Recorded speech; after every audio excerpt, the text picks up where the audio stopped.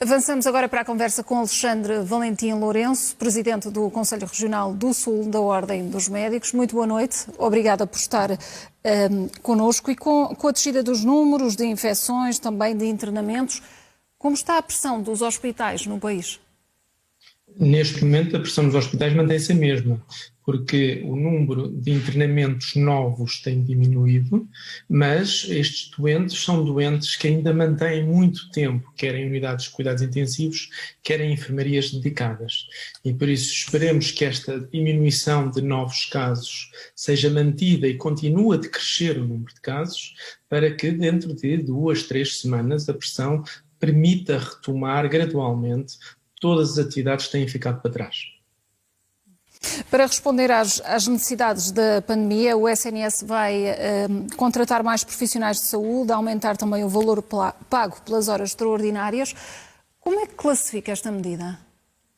Eu acho que esta é uma medida muito pontual, muito simples e que temos que exatamente saber como é que se vai concretizar. Eu penso que o SNS, para os profissionais de saúde, especialmente para os médicos e para as pessoas que têm alta qualificação e diferenciação, não passa apenas por pagar horas extraordinárias. Tem que se montar um sistema completamente novo e integrado e espero que esta pandemia não tenha interrompido de vez alguns indicadores e alguns processos que estariam-se a iniciar, como os centros de responsabilidade integradas, como os centros de referência, que permitem diferenciar mais os hospitais e recompensar os médicos que neles trabalham. Isso foi interrompido e achamos que até é muito pouco. E o que vimos nesta crise foi a necessidade emergente de médicos de alta qualificação, que, como o meu colega anterior acabou de dizer, demoram muito tempo a diferenciar e que são muito procurados. São muito procurados pelas instituições privadas, e são muito procurados também pelos outros países, nos quais conseguem oferecer quer melhores condições remuneratórias, quer também melhores projetos com maior impacto e satisfação pessoal. Alexandre Valentim Lourenço, há hoje uma notícia que também marca a atualidade. O Grupo Luz Saúde vacinou todos os funcionários e administradores do Hospital da Luz e Hospital Beatriz Ângelo. O grupo privado defende que são todos críticos. O que lhe parece esta decisão? Eu acho que os hospitais todos devem estar todos vacinados. E primeiro temos que focar aqui duas coisas que são muito importantes. O primeiro facto que nós temos é que nós não temos neste momento ainda as vacinas suficientes para os grupos de risco, nomeadamente para os doentes mais sensíveis à pandemia. E também não temos para todos os profissionais da linha da frente. E por isso é importante que quando há poucas vacinas, haja duas coisas muito claras que falharam a nível central. Primeiro, normas claras, transparentes e muito precisas sobre as opções de quem deve ser vacinado. Foram deixadas ao cargo das instituições e por isso cada instituição interpretou à sua maneira, com a sua ética, com a sua necessidade e de acordo com a disponibilidade das vacinas que recebeu. E segundo, é preciso num caso em que há poucas vacinas e que queremos controlar muito bem o caso, não disseminar de uma forma indiscriminada todos os locais, todas as decisões de uma forma como foi feita. E isto o que nós vimos, quer nas entidades pequenas, nos lares, nas residências, quer nos hospitais, são critérios diferentes, formas diferentes, completamente opostas, muitas vezes, entre instituições. E é importante perceber que enquanto já estamos a vacinar em algumas instituições, informáticos, administrativos, que não têm nenhum contacto com o doente, ainda há hospitais do SNS, hospitais centrais, em que médicos e enfermeiros que lidam todos os dias com doentes que não têm a vacinação completa e também há muitos utentes com mais de 80 anos de elevado grupo de risco e que podem falecer nos próximos tempos que também não completaram e deveria ter havido o cuidado centralmente de elaborar essas normas técnicas e ter um controle apertado desta forma e não deixar ao livre-arbítrio das instituições, aos seus entendimentos pessoais, técnicos e éticos, as decisões que muitas vezes... Era isso que lhe ia perguntar. Como se explica que diferentes hospitais, nomeadamente hospitais públicos, tenham outro tipo de interpretação destes critérios?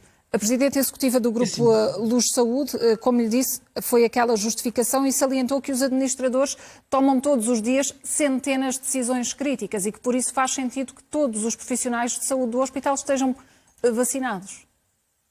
Deixe-me dar um exemplo muito concreto. O Sr. Presidente da República também toma, certamente, todos os dias centenas de decisões críticas e foi ele o primeiro a dizer que seria vacinado no seu tempo, quando fosse adequado, sem ele próprio tomar essa decisão. E eu acho que essa maneira e a forma como nós encaramos o nosso posicionamento deve ser feita da mesma forma.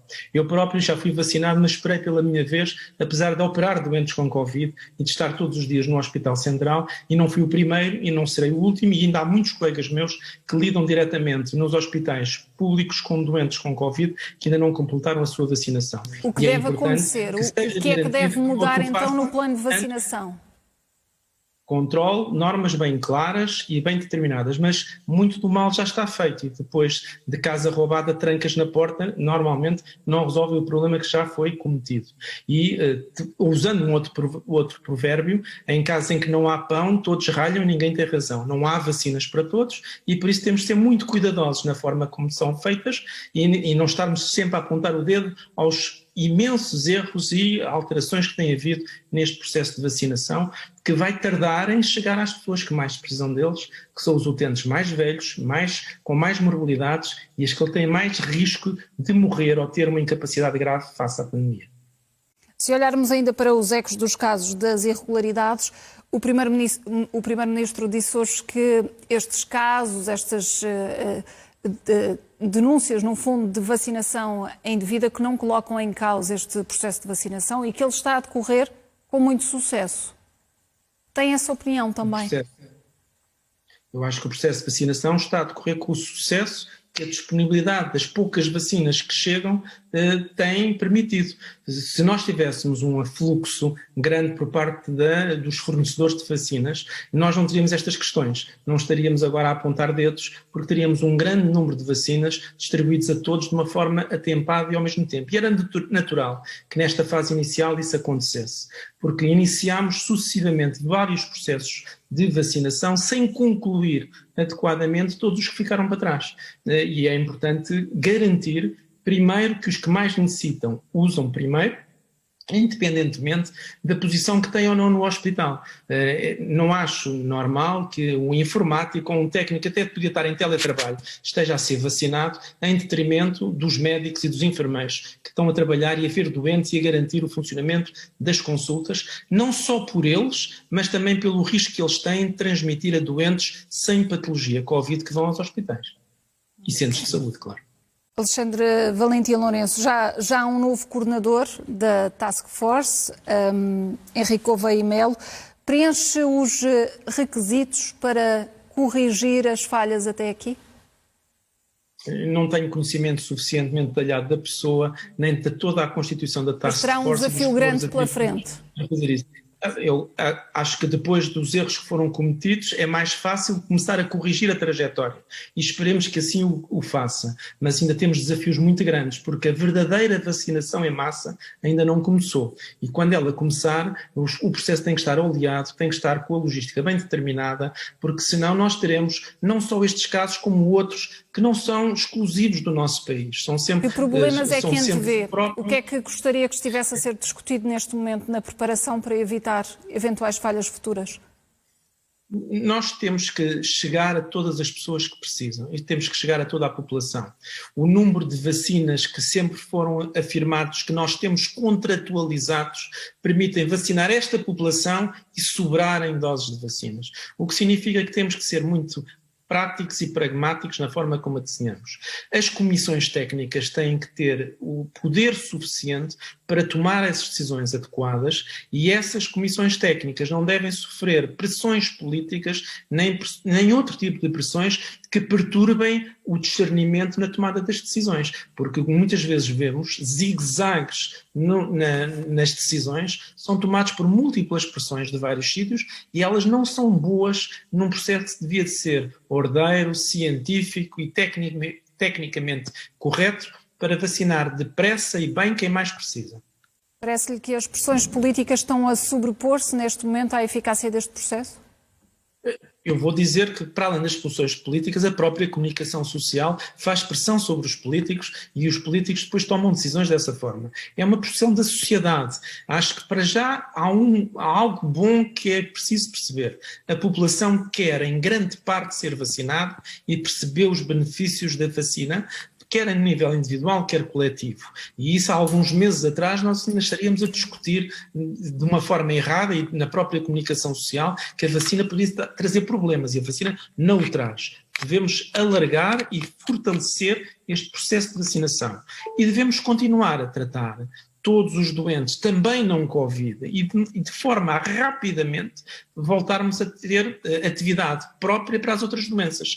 O que hoje vimos sobre os rastreios oncológicos e o impacto da doença oncológica, que a própria OMS está preocupada e a Comissão Europeia, mostra a preocupação e o impacto que esta pandemia vai ter para além da pandemia. Nos próximos 2, 3 ou 4 anos, nós ainda vamos ter impactos em várias áreas e devíamos ter o bom senso e o discernimento para mudar um sistema que já antes da pandemia estava esgotado. E é isso que eu acho que alguns governantes deviam pensar imediatamente quais as formas adequadas para evitar que o sistema se recomponha, se fortaleça e preste uma melhor saúde a todos os portugueses. E vamos abordar também esse tema já de seguida. Alexandre Valentim Lourenço, boa noite e obrigada pela sua participação nesta edição da noite. Muito obrigado.